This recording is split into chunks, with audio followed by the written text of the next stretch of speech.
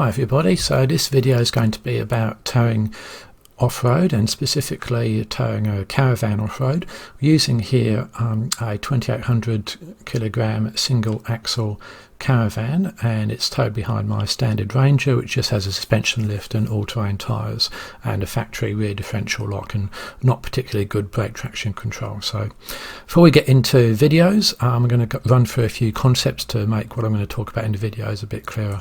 So first thing is watch for the cut-in. Now anyone that's driven a car or far less a trailer knows that the back axle cuts in around corners more than the front axle, and that's very much true of the trailer as well. And the more you turn and the tighter you turn, the greater the cut-in is. Now off-road you've really got to watch for that, and when you're manoeuvring in tight places you've got to think about where the trailer's going more than where the tow car is going, and really sort of drive the back axle, which is the one furthest to the back on the trailer, more than the tow car. Now you've also got to look at your approach ramp and departure angles. So if you're going up a incline like that, you might well find that your departure angle is less than what you're used to, and the reason for that is that you're going to have a tow ball mass pressing on the back of the car even on the level, and that will compress the suspension and reduce your departure angle. But with a trailer on the back at an angle like that, then that would increase that tow ball mass even further, and you might well find that would scrape on the ground. If that gets hung up, then you can be in have yourself an interesting recovery. You can also well find, you see the second diagram down there, is that the trailer runs out of departure angle. Now this is a problem more for caravans, which have quite a long overhang behind the axle, than it is for camper trailers, but it still can be both, and I'll show you a photograph of that shortly. The third diagram shows ramp angle. Now this is a real problem driving off-road, because the ramp angle is between the tow car and the trailer is typically less than that of the tow car, so you need to watch for that one as well.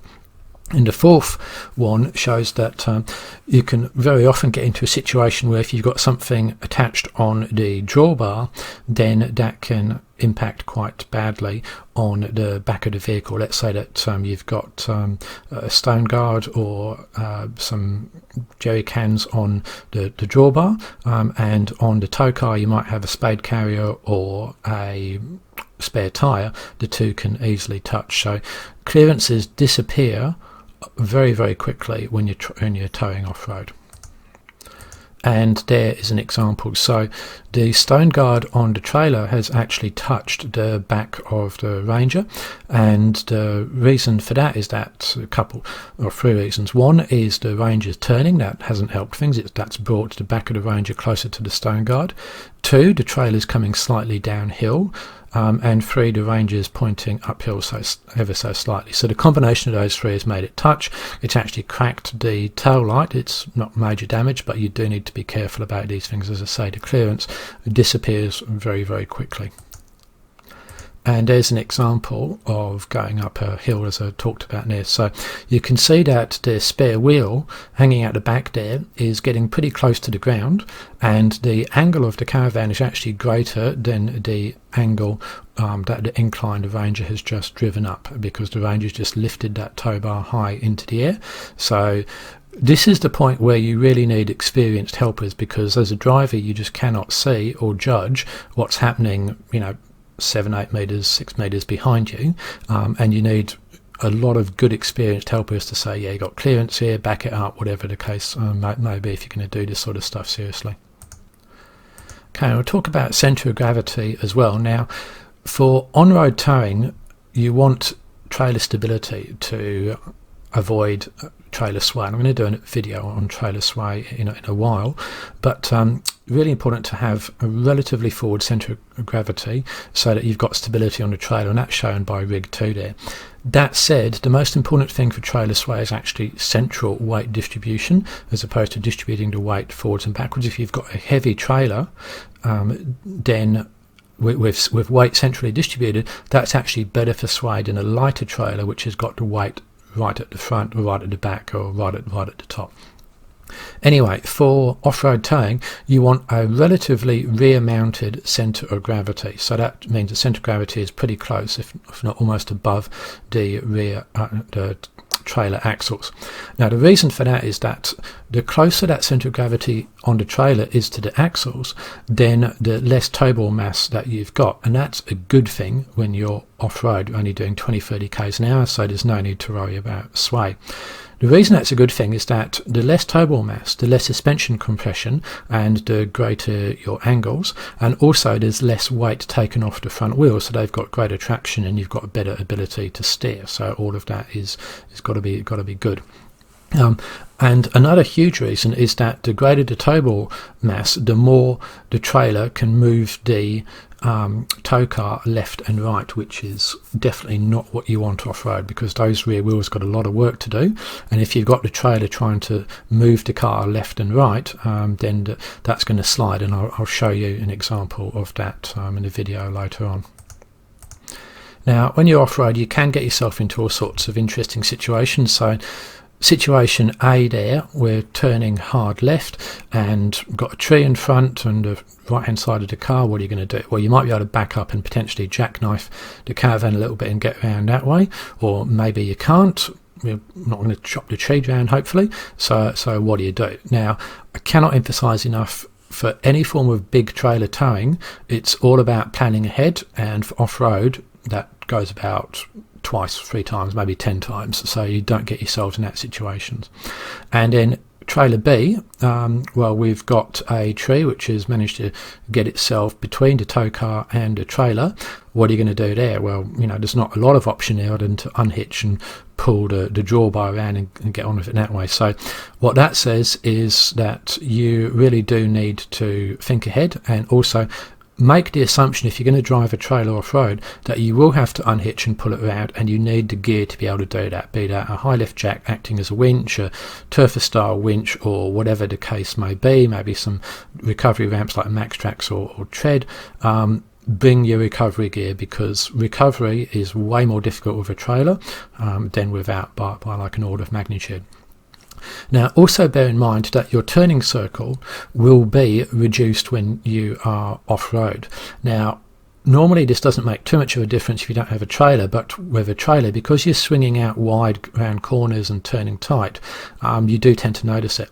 The reason that your turning circle is increased off-road for most vehicles is, first of all, there's a bit less grip, but the biggest reason is for part-time four-wheel drives and manually lockable centre diff cars. So that's things like utes, part-time four-wheel drives like Rangers and BT50s and D-Maxes, and vehicles of lockable centre diffs, 80 series, most 100 series, that sort of thing. Now when that happens, the front axle has to rotate at the same speed as the rear axle, and that increases your turning circle. So what you over what you used to on bitumen. So what you can do then is potentially look at putting the car into two-wheel drive, or if you can, then drive in low range with the centre diff unlocked, provided you don't need the traction of the centre diff being locked. So knowing your vehicle is really critical, and it's for off-road driving. It's certainly not a case of just put the thing in drive and hope. You've got to maximise the use of your vehicle's traction capabilities and manoeuvring capabilities.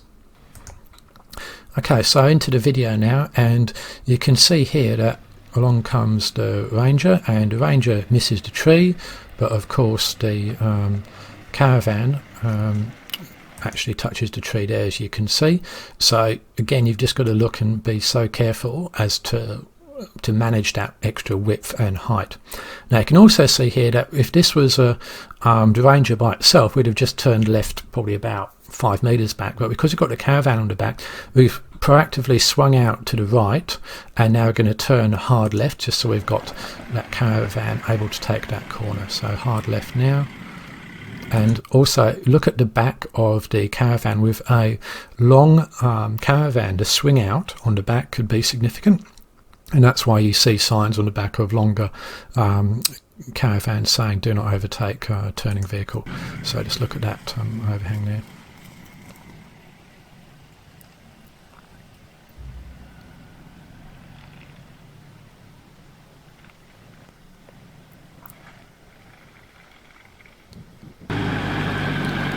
Alright, we're going to go across a rut here, and this is a fairly straightforward rut, easy to drive on a soft road. Approach it at an angle, steady speed, and then the vehicle gets cross-axled about there, which is fine. You can see the suspension has flexed on both axles. Look at the front left wheel, tyre compressed, rear right dropped right down because there's no weight on it, so all good. Look at the clearance we've got there on the Ranger, it's quite a bit. Now if we look at the Caravan here, then the clearance is not so good.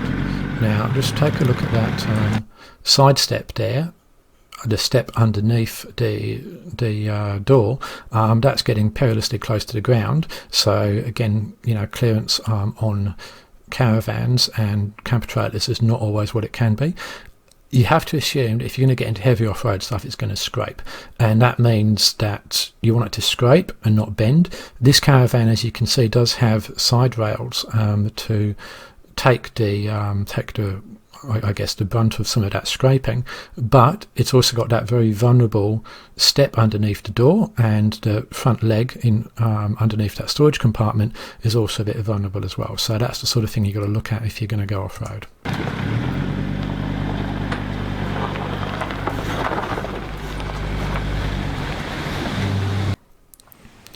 Okay, here we're going to turn right. So again, we'd probably turn right about now for just a solo car, but with a trailer, got to keep going and going and going, and now turn right about there. So you can see that even with turning right there, the trailer is still fairly tight, so just keep it wide. And again, here, I'm going to swing out a bit wider. So again, swinging out fairly wide there, and then straightening up. Okay, now what we're going to do here is go up the one of the hills at the Werribee 4x4 ground, and what I said earlier before was think about when you're tight manoeuvring, think about where the trailer is going to go and how big it is, more than where the tow car is, because ultimately you're kind of driving the trailer when you're manoeuvring it, and the tow car just kind of goes where the tow car is, tow car goes. Now this particular hill is fairly rocky. It's not overly steep, but it's certainly steep enough to warrant low range, even when you're not towing, you know, over 2.5 tons of trailer. Now, a good off-road Caravan, and this one is set up correctly, should have more clearance than the tow car, which means that whatever the tow car goes over, the trailer should be able to follow it because it's got sufficient clearance. Now, if that's the case, and it is here, then you should focus on the tow car's line for maximum traction, and then assume that the trailer will just follow. The trailer doesn't need traction. The trailer might rock around a bit, but then you've got an off-road hitch, and the trailer will always have, if it's a single axle at least, 2 wheels in contact with the ground. So you drive for maximum traction for the tow car, and then the trailer will just follow, assuming it's got at least as much ground clearance and other clearances as the tow car. And that's what I'm doing here. I'm just focusing on the best line, and also going straight. So it's important to get straight, because anytime you're not going straight, then you're using energy to turn the trailer, and that's not great. In soft conditions, you're actually creating extra wheel ruts, which is not good, because that will really sap your energy. In rocky conditions, that's less important, but you want to be pulling as straight as you can once you get into a rough bit. So again, I've swung out to the right there, and I'm going straight up. Also, the straighter you keep the wheel, the less stress there is on. And just look at that. So there's hardly any weight on the front left wheel there, because not only do we have the tow ball mass on the car, because we're going uphill, there's a weight shift from the Ranger to the back, and that increases the weight on the back. It actually slightly reduces the tow ball mass on the Caravan, but it's still significant there.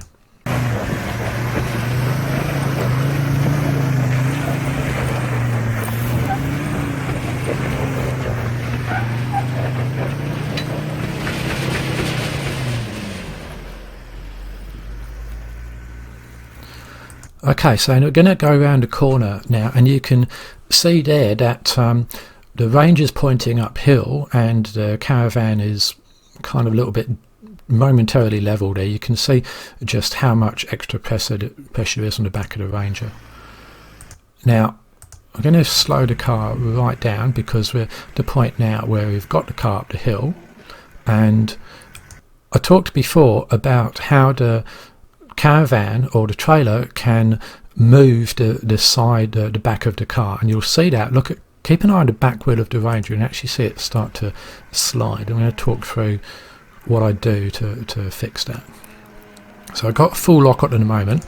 So the thing is going really, really slowly, because the faster you go, the more traction you use. So really smooth throttle control is what it's all about. I've got the car locked into first gear, and I'm modulating the brakes with my left foot, so I'm not needing to jump from brake to accelerator. I'm not really driving through the brakes where you're holding the brakes relatively hard and then increasing the throttle there, but I do have my foot on the brakes, just lightly modulating the speed.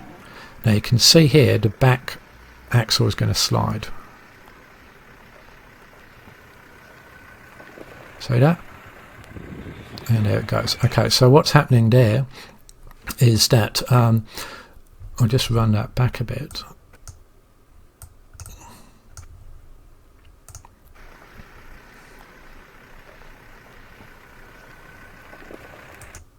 Okay, so that would not have happened without the trailer on the back, but that extra force of the trailer has just overwhelmed the rear tyres and it's sliding. Now I've got a couple of options at this point. What you don't want to do is brake, because if you brake, then you're going to ask for more traction from the tyres than they're already giving. Now the tyre traction on the rear axle has been overwhelmed, that's why it's sliding. If I started to brake, then that would simply ask even more traction, so you just slide even more. Now if you've got to brake, that's fine, but then that would just slide the back of the car around, and it would make the turn even tighter. What I've elected to do is just ever so slightly keep on going. Now I could accelerate, and you might think, okay, that's the thing to do. Now I know that the default response to most people is, if there's any form of situation which is difficult, put your foot to the floor and power out. Well, that is not the case, because if you powered out of that, then exactly the same thing would happen as if you braked, which is that you're suddenly wanting the back axle to accelerate, you're asking more traction from it than what it is at the moment, and you'd slide anyway. So, you know, braking, accelerating, you're going to slide. All you can do is really ease off the throttle just a fraction, which is what I'm doing, keep the lock on and go around, and that's a judgment call you've got to make, or whether it's better to stop. So that's what I do there. Now once we get to about here, because I know that I can afford to turn it, I can afford a little bit of back axle slip because I've gone all the way out to the right to cut in for that turn there, and I know that every centimetre that I move forwards, the nose of the car gets further down and gets more rotated into the downhill, and the less slip there's going to be. And you can see there that now the slip's gone. So I'll just replay that again so you can see it. Round we come. So I've gone all the way up. I'm sort of judging the turn there so that I almost hit those thistles on the left. That I probably would have done. There you go, there's the slip, just keep it going. Had that slip not occurred. Once we get to about here, it's all good. Now take a look at that front right wheel, just replay that there, and you can see there's not a lot of weight on that front right wheel. So it's almost locking there. Okay, and how can that be when the car's going downhill? Again, we've got a lot of toe ball mass on the back of the car now, because the trailer is now pointing downhill, so its toe ball mass is increased, and that's why the front right wheel of the Ranger is pretty much got no weight on it, and it's slightly locking there. Now coming downhill, we'll talk about braking. The last thing you want to do is to have your trailer overtake your tow car. That cannot end well, ever. It's just not a good thing. Try and avoid it. And the way you avoid it is that you increase your brake, your electric brake controller bias to the rear. Now if you're just driven around and just basically ignoring your brake controller, start to love your brake controller, because if you get trailer sway, then you will need to get on your brake controller very, very quickly to fix it. But also coming downhill, you really need to also increase the bias so that the caravan or the trailer is doing more of the braking than the tow car. So you get to the point where you've got light pressure on the tow car's brakes coming downhill and greater pressure on the trailer brakes as a result, and you set your brake control up for that. Now I'm going to go back up the hill, but this time using a Dodge Ram 2500. Longer wheelbase, tyres aren't quite as good, weighs 3.5 tonnes, it does it a bit easier there, and except for that point there it almost slows but keeps going. Now this car has got a I go out to the far to the right as I did before. It's a longer car, much longer wheelbase, much greater turning circle, and it's not going to get around in one. So I'm just looking at that, wondering if I can in fact get around in one there, and I decide that I can't. So I have a solution here, and that's to go really, really slowly. You can see that I'm not going to make it around, but I can't really turn any tighter than that, and the reason is because the Caravan would just turn too tightly. Again, I'm driving the Caravan's axles there. So get to about here. Now this is where I need to do something. So what you can do to tighten the turn of a trailer a little bit, you can do an intentional jackknife, and that's what I'm going to do here. And it's a bit tricky because I'm on a loose surface here. There's a reasonably significant side angle and it's on a bit of a hill, so it's not great. The technique I'm using is left foot braking, so I've got my left foot on the brake here, and that allows me to bring the car very, very smoothly to a halt and then put it into reverse without jerking the car.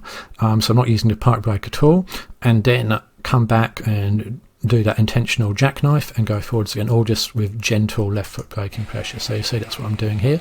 I'm also braking on my own rules. I'm dry steering, which is turning the steering wheel while stationary. It's not great, but you know, kind of have to here.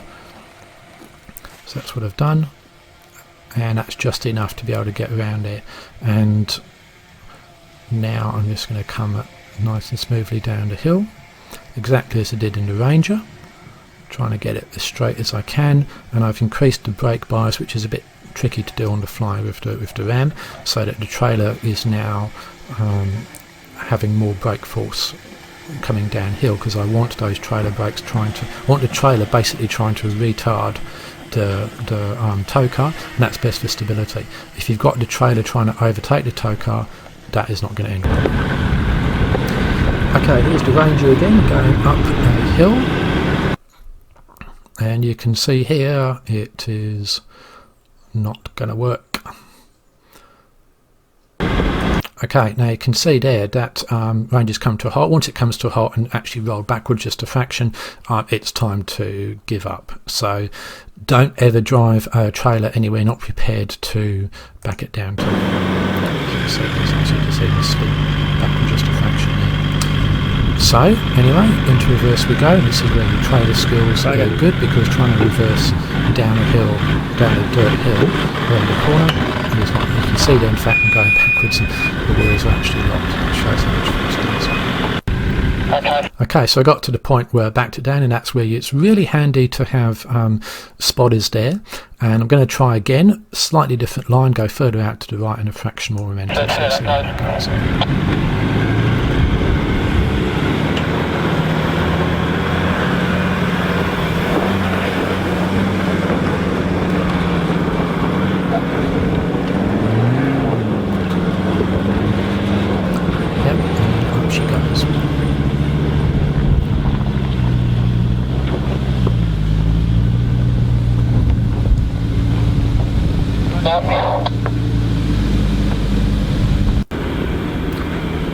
And here we come again, same hill, just on a different side. And without the Caravan around, we just walked up that with it, and it's working pretty hard.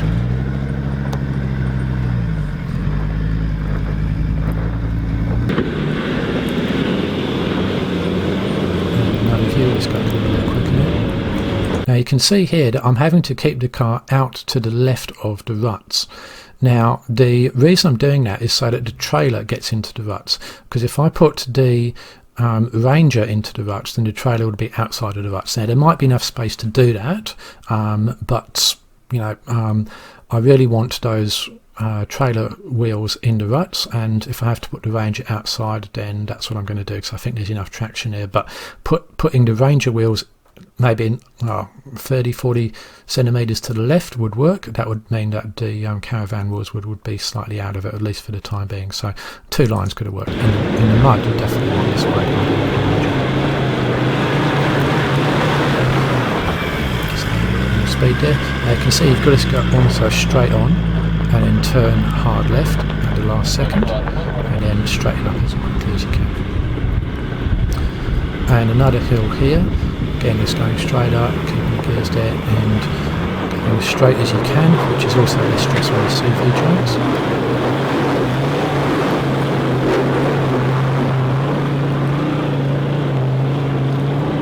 You use a lot more fuel when you're towing as well, especially off-road.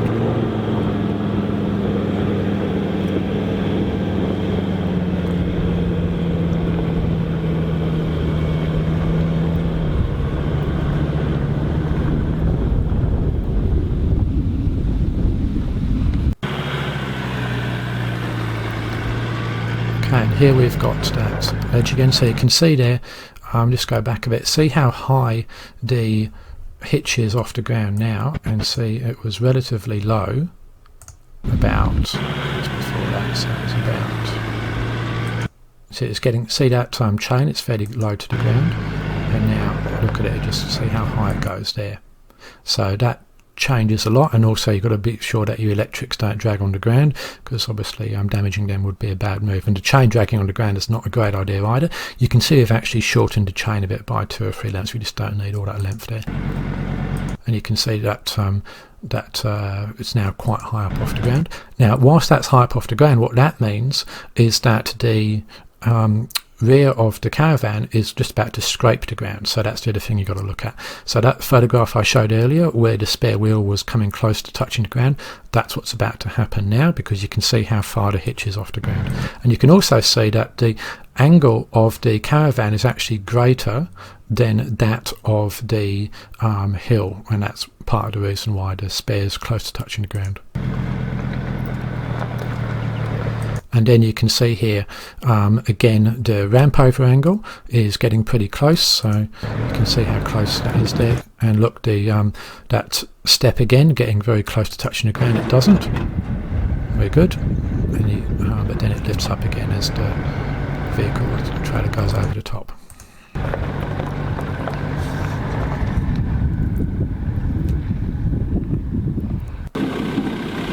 Now coming downhill, again, you just want to go as straight downhill as you can. Set up that brake controller so you've got light brake pressure with the tow car, but relatively heavy pressure on the trailer, and that way the trailer helps retard the tow car using its traction, and it doesn't try and overtake, which can lead to all sorts of problems. Really important to have a good quality brake controller you can adjust instantly on the fly. Now we're going to turn right and go down the hill, so we're going to go straight for a bit and turn at the last moment. And now take a look at the left wheel, particularly the rear left wheel here, and see that that's being just pushed around by the tow car. And you can see that now, if this was without the trailer, then that wouldn't that would be a lot easier. But what's going to happen here is that we're almost going to move this Ranger to the right, and that's all due to the force of the trailer there. There's no weight on that wheel at all. Now the key here again is just keeping the car moving very, very slowly, very, very smoothly. If you brake or accelerate or do either of that, what you're doing is you're asking more traction from the tyres than they've got to give, and in that way you will slide, and good things do not happen when you slide. Again, you can see here the ramp angle decreasing as the trailer starts to enter the hill. So the ranges basically had to go pretty much completely offline to get the trailer around the corner. And that's one of the reasons why I need a really capable off-road vehicle if you're going to tow this sort of stuff. I would not put the Ranger as the most top off-road capable vehicle there is. Okay, so in summary then, if you're going to drive a Caravan off-road, my first advice is don't. But if you really need to, then take lots of recovery gear, and I mean lots of recovery gear. I would take 6 to 8 recovery boards like Maxtrax or Tread. I would take a high lift jack, maybe probably you've got mounting points for it. I would also take maybe a turfer. I'd certainly have an electric winch. I would take something to put underneath the jockey wheel. I'd take winch extension straps or ropes rather. Lots of stuff. Just take lots of recovery gear. I think it's also essential that you have experienced crew, because you just can't see what the trailer is doing when you're driving the car. You can't see the clearances, you can't see what's going to touch, not touch there. You need people out there looking at things for you, because you can't necessarily see yourself, and it's hard to get out, back up and have a look. You also need a very capable vehicle, because it puts so much extra stress on the car. So you need really good off-road tyres. You've got to air them down a bit further. Front and rear cross-axle locking differentials are good because they work very well at low speeds. You definitely need a suspension lift. All the off-road capability you've got, that's what you need. And ideally take a smaller trailer. Now the trailer you saw there was a pretty big one. If you take a normal camper trailer like the T-Van I've got pictured there, that's a lot better off-road. It's a lot lighter. It's typically less than half the weight. It's the same track, so that means that the trailer tyres follow exactly the same wheel marks as the tow car, which is exactly what you want, and the approach ramp and departure angles are better, so use those. But even if you take a camper trailer off-road, all of the above applies as well. Anyway, so I hope that video was of use in explaining some of the basics of off-road trailer driving, and any comments or questions, put them up behind the video or follow me on Facebook, and watch out for the next video I was going to do on trailer sway and whatever else comes to mind really.